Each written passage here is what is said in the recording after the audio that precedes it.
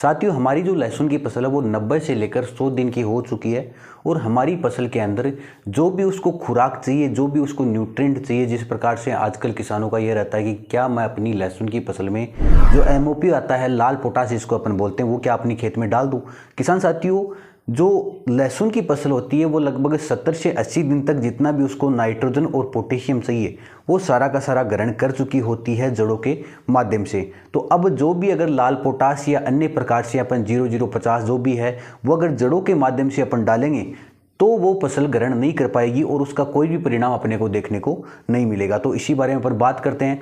किसान साथियों, अपनी जो लहसुन की फसल है तो इस समय जो एक प्रकार से उसकी अंतिम स्टेज मान सकते हैं। इस समय जो भी अपन खाद डालेंगे, जो भी उर्वरक डालेंगे, वो सारे के सारे स्प्रे के माध्यम से अपने को डालने हैं। चाहे किसी प्रकार की अपन पोषक तत्वों की बात करें, इस समय मुख्य रूप से जो लहसुन की फसल है उसके अंदर कैल्शियम और पोटेशियम की ज़्यादा आवश्यकता होती है। लहसुन के नीचे बल्ब बनने के अंदर, लहसुन के नीचे जो कंद बनता है उसके अंदर कैल्शियम और पोटेशियम की ज़्यादा आवश्यकता होती है। तो किसान साथियों, जो पोटेशियम होता है वो फसल की जो रोग प्रतिरोधक क्षमता होती है उसको बढ़ाता है। इसी के साथ एक प्रकार से जो न्यूट्रिएंट लेने की क्षमता होती है उसको भी बढ़ाता है और इसी के साथ फसल की गुणवत्ता और उसकी साइज में वृद्धि करता है और इसके साथ ही उसको लंबे समय तक स्टोर रखने में मदद करता है।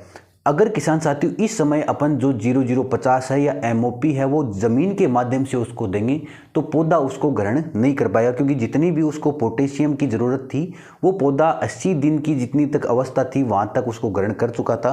तो इस समय जो भी पोटेशियम अपने को देना है वो सारा का सारा स्प्रे के माध्यम से देंगे। अगर स्प्रे के माध्यम की बात करें तो अपने को 0050 जो चिलिटेड फॉर्म में पोटेशियम आता है उसका इस्तेमाल करना है अपनी फसल के अंदर। अगर उसमें स्प्रे की मात्रा की बात करें तो आपको 1 से लेकर 5 ग्राम तक प्रति लीटर में आपको जो चिलिटेट अपना 0050 आता है वो आप इफ्को का इस्तेमाल कर सकते हैं और भी बहुत सी अच्छी कंपनी आती है उसका भी आप अपने यहाँ पर इस्तेमाल कर सकते हैं। तो 1 ग्राम से लेकर 5 ग्राम तक आपको पानी के अंदर घोलना और अपनी फसल के ऊपर स्प्रे कर देना ताकि उसका परिणाम अपनी फसल के अंदर जल्दी मिल सके और आपको अच्छा मुनाफा अपनी फसल के अंदर हो सके। इसी के साथ अन्य अगर न्यूट्रिएंट की बात करें तो आप अपने यहाँ पर कैल्शियम नाइट्रेट का इस्तेमाल कर सकते हैं। जो आजकल बोरोनेट कैल्शियम आती है तो उसका इस्तेमाल भी अपने यहाँ पर लहसुन की फसल के अंदर स्प्रे के माध्यम से कर सकते हैं। अगर उसकी मात्रा की बात करें तो लगभग 5 से 8 ग्राम तक प्रति लीटर जल में आपको कैल्शियम बोरोनेट घोलना है और उसके बाद अपनी फसल के अंदर उसका स्प्रे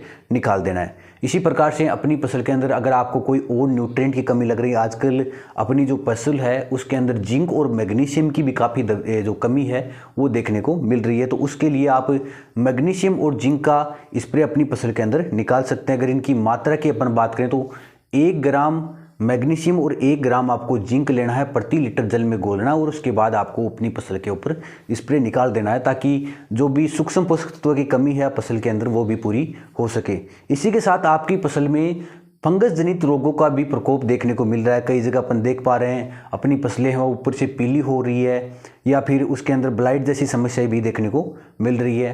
तो उस समय आप अपने यहाँ पर उस फसल के अंदर मैनकोजेब युक्त जो भी फंगीसाइड आते हैं उसका इस्तेमाल अपनी फसल के अंदर कर सकते हैं। चाहे कार्बेंडाजिम मैनकोजेब का इस्तेमाल कर लीजिए, एक मेटालेम इसके साथ भी मैनकोजेब आता तो उसका इस्तेमाल भी कर सकते हैं अपने यहाँ पर अपनी फसल के अंदर। उसकी मात्रा की बात करें तो आपको 1 लीटर जल के अंदर 1 ग्राम इस प्रकार का फंगीसाइड घोलना है और उसके बाद इस्तेमाल अपनी फसल के ऊपर स्प्रे के माध्यम से कर देना है। तो इसी प्रकार से अपनी फसल के अंदर थ्रिप्स का प्रकोप भी देखने को मिलता है। किसान साथियों, थ्रिप्स लहसुन की फसल के लिए बहुत घातक कीट मान सकते हैं इसको, क्योंकि लहसुन की पत्तियों पर थ्रिप्स का जो एक प्रकार से प्रकोप होता है और उसके बाद जो भी न्यूट्रिएंट है या पोषक तत्व है जो फसल को चाहिए वो सारे के सारे जो थ्रिप्स है वो ग्रहण कर लेता है और फसल को एक प्रकार से अधमरा कर देता है। अगर थ्रिप्स का आपको प्रकोप देखने को मिल रहा है तो आप इसके लिए अच्छे कीटनाशी का इस्तेमाल कर सकते हैं।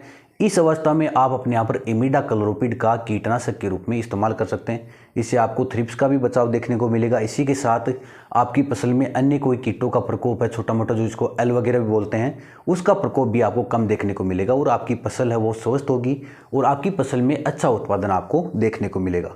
किसान साथियों, ये जानकारी किस प्रकार की लगी हमें कमेंट के माध्यम से बता सकते हैं। वीडियो आपको अच्छा लगा तो वीडियो को लाइक कर सकते हैं। हमारे चैनल पर नए हैं तो चैनल को सब्सक्राइब कर सकते हैं। धन्यवाद साथियों।